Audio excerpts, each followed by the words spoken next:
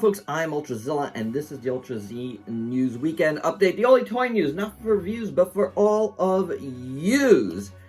This weekend, we got a few things to talk about. Not a ton of news during the week. But this past weekend was the Singapore Comic-Con, and whereas you might think, oh, Singapore Comic-Con, sure, yeah, maybe there's not going to be too many reveals, but there was. JADA Toys has revealed themselves as a licensee for Godzilla X Kong, and they had some reveals at the show. Now, one of them is a massive spoiler, and I'm going to put a nice big spoiler alert before, because, you know, that's how we do things here at Ultrazilla. I do care about you. You know, I'm not for the views, I'm for all the views, like I said. So you will have spoiler alert before we talk about that particular toy, because it is a spoiler for something we haven't seen yet in a trailer. So I did want to preface as that. You might have seen it already, because it's hard not to when, you know, people are posting it all over the place, right? But I'm going to do my best for those that do not want to see it. Now, once it comes out in the trailer, it's, you know, fair game. So we're going to talk about that. Hasbro was there as well with Transformers. This is the part of the world where they make this stuff, and Hasbro had a huge Transformers presence there, a whole Cybertron thing there, and there they revealed a big new Transformer and some other stuff. So we're going to talk about that stuff too, all from the Singapore Comic-Con. Singapore Comic-Con saves the Ultra Z news for this weekend, and then we got some other tidbits that came out during the week. So without any further ado, let's get to the news. So let's kick things off with the JADA Toys stuff. And it's good to see another company coming in. And JADA Toys has been doing good work. What they got here is a heat ray breath Godzilla that walks around with realistic stomping action. Now, this was on display at the con, and there is video out there of it moving. I'm not going to show the video here. You see in the box, which is really, really cool. I got a shot from the video, but you could go out and check it out. You know, it's always a little weird for me to take other people's videos. I'm not into it. Here's a screenshot from one of the said videos of it on display, and it looked really cool, guys. I am really into this. Definitely good to see JADA doing stuff. I think they're gonna produce some fun toys for sure.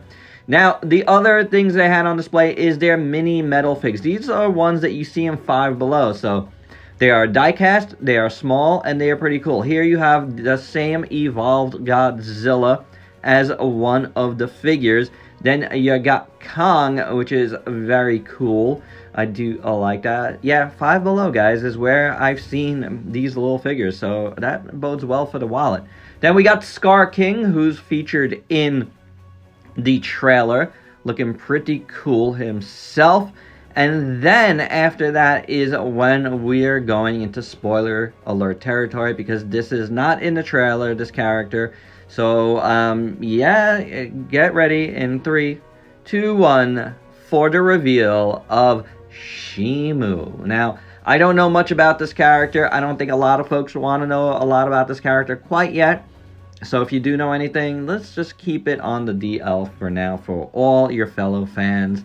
Lots of speculation here from what we could see. White, maybe something with the snow, right? Looks kind of female, looks kind of like a baby as well, so it could go in a number of ways. But it is getting a metal figure, so it must be prominent, at least a little prominent in the movie itself. So let's stay tuned about that, shall we? All right, moving past Shimu, Emu, and going into the Transformers stuff from the show. Now, a few weeks back, I showed pics of this dragon from Transformers. It is an Asia exclusive. It's called Crimson Flame, and these are the official pics of the packaging. Really, really nice. This is done on the steel Bane body, which is cool, I think, from the last night. Very, very nice looking. Here is the robot mode, which I think it looks great. But man, I really like this dragon mode. It does come with a stand, which is pretty awesome. So this, for me, if I can get it, I will get it. And sometimes Hasbro Pulse does put these exclusives up for a limited time. So do stay tuned for that. We shall see. But big reveal at the show was Tidal Wave. Now, we knew there was rumors that this was coming, and it is a reality. The big aircraft carrier Titan-class transformer of Tidal Wave is indeed a thing, and this is awesome. It looks like it's on the same body as the Arc, but I could be wrong about that. It looks like a retool of that, but it looks amazing either way. So if you're into this, you are in for a treat, it looks like, for sure. So yeah, a big reveal there, but that wasn't it, because we also got Wheeljack in his Cybertronian mode. I think this looks pretty phenomenal as well. Love me some Wheeljack. The mode looks pretty cool. So yeah, that's one that's going to be on the list of possibilities to get. And then we have an MP44 Optimus Prime repaint in more G1 toy colors. How about that? That is pretty slick. So that's going to be a thing that's coming out. Also, for the Singapore Comic-Con, YOLO Park had some of their Megatron model kits, the AMK Pro Series 1, in a purple translucent color. So if you were able to snag one of these there, more power to you. But that wasn't the only con going on, because over at the Tokyo Comic-Con, we got this blurry pic, but then we got some clearer shots of what looks like a gigantic Godzilla -1 from X+. Now, I don't know the validity of these last couple of shots, but that first shot is indeed what was on display at the Tokyo Comic-Con, alongside a lot of like monsters that we've seen. So that is very interesting and something to stay tuned for. Earlier this week, Hiya Toys showed off a Fireborn Rodan. That's right, my zillions, it is a repaint from Hiya Toys. No, really, a repaint. No, yeah, they do those. A lot of them. Anywho, this particular one has UV painted edges of the wings to produce a black light infused look. That's pretty cool, but honestly, who uses black lights these days? I feel like toy companies, when they do this, are just not taking into account how many people actually have that. You know, I don't know.